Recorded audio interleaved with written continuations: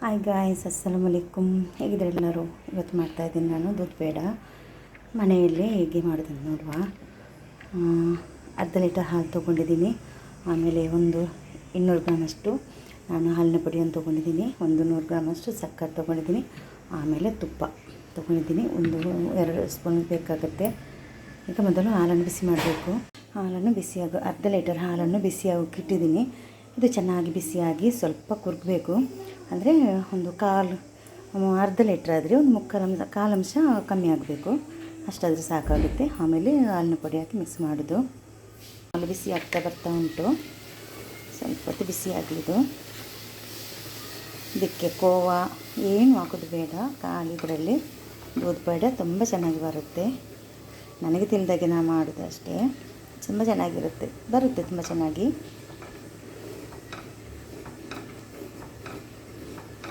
Mix ಮಾಡಿ ಈಗ ಸಕ್ಕರೆಯನ್ನು ಹಾಕ್ತಾಯಿದ್ದೀನಿ. ಎಲ್ಲ ಸಕ್ಕರೆಯನ್ನು ಹಾಕಿದ್ದೀನಿ. ಒಂದು 100 ಗ್ರಾಮಷ್ಟು ಇರ್ಬೋದು ಅದರಲ್ಲಿ ಅಷ್ಟೇ. ಸಕ್ಕರೆ ಚೆನ್ನಾಗಿ ಮಿಕ್ಸ್ ಆಗಲಿ.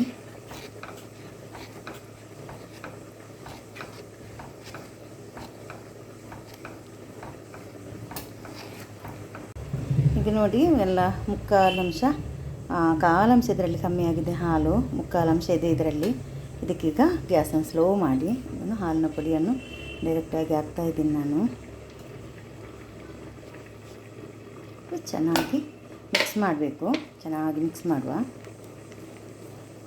ಚೆನ್ನಾಗಿ ಮಿಕ್ಸ್ ಆಗಲಿ. ನೋಡಿ, ಚೆನ್ನಾಗಿ ಮಿಕ್ಸ್ ಮಾಡಿದ್ದೀನಿ. ಸ್ವಲ್ಪ ಗಂಟು ಕಟ್ಟಲಿಲ್ಲ, ತುಂಬ ಚೆನ್ನಾಗಿ ಮಿಕ್ಸ್ ಮಾಡಿದ್ದೀನಿ. ಇನ್ನು ಇದು ಕಮ್ಮಿ ಆಗ್ತಾ ಬರುತ್ತೆ, ಗಟ್ಟಿ ಆಗುತ್ತೆ. ಆವಾಗ ತೆಗೆದು ಆಯಿತು ಅಂತ ಲೆಕ್ಕ. ನೋಡಿ, ರೆಡಿ ಆಗ್ತಾ ಬಂತು. ಇನ್ನು ತುಪ್ಪವನ್ನು ಹಾಕಬೇಕು. ಒಂದು 2-3 ಸ್ಪೂನಷ್ಟು ತುಪ್ಪವನ್ನು ಹಾಕೋದಕ್ಕೆ. 1 ಸ್ಪೂನು ಹಾಕಬೇಕು, ಸಾಕು. ಮಿಕ್ಸ್ ಮಾಡ್ತಾ ಬರಬೇಕು ಚೆನ್ನಾಗಿ. ಸ್ವಲ್ಪ ಹೊತ್ತಾಗುತ್ತೆ. ರೆಡಿ ಆಗ್ತಾ ಬಂತು. ಇನ್ನು ಸ್ವಲ್ಪ ಹೊತ್ತಲ್ಲಿ ಆಗುತ್ತೆ ಇದು. ಆಮೇಲೆ ಗ್ಯಾಸನ್ನು ಆಫ್ ಮಾಡಿ ಇಡೋದು.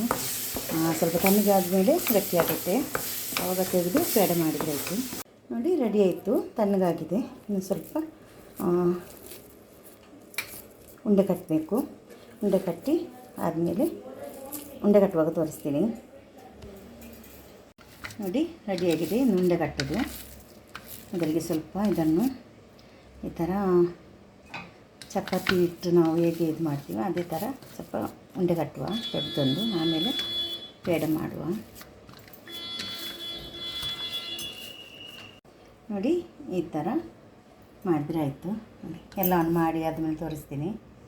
ಉಂಡೆ ಕಟ್ಟೋದು ಸ್ವಲ್ಪ ತೆಗೆದು ಉಂಡೆ ಕಟ್ಟಿ ಈ ಥರ ಮಾಡಿದರೆ ಆಯಿತು.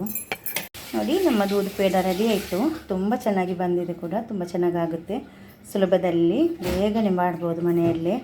ಏನಾದರೂ ಗೆಸ್ಟ್ ಬರುವಾದರೆ ಇಲ್ಲಾದರೆ ಒಂದು ಫಂಕ್ಷನ್ ಇದ್ದರೆ ಈ ಥರ ಎಲ್ಲ ಮಾಡಿ ಇಟ್ಟರೆ ನಾವೇ ನಮ್ಮ ಕೈಯರದ್ದು ಮಾಡಿದ್ದು ತಿಂದರೆ ತುಂಬ ಚೆನ್ನಾಗಿರುತ್ತೆ. ತುಂಬ ಟೇಸ್ಟಾಗಿ ಕೂಡ ಇರುತ್ತೆ, ಹೆಲ್ದಿಯಾಗಿ ಕೂಡ ಇರುತ್ತೆ. ನೀವು ಕೂಡ ಮನೆಯಲ್ಲಿ ಟ್ರೈ ಮಾಡಿ ಮಾಡೋದಕ್ಕೆ. ವಿಡಿಯೋ ಇಷ್ಟ ಆದರೆ ವಿಡಿಯೋಗೊಂದು ಲೈಕ್ ಕೊಡಿ. ಬೇರೆ ಫ್ಯಾಮಿಲಿ ಫ್ರೆಂಡ್ಸ್ಗೆಲ್ಲ ಕಲಿಸಿ, ಅವ್ರು ಕೂಡ ನೋಡ್ಕೊಂಡು ಅವ್ರು ಕೂಡ ಲೈಕ್ ಮಾಡಲಿ. Thank you. Take care. Subscribe ಮಾಡಿ ನಮ್ಮ ಚಾನಲನ್ನು.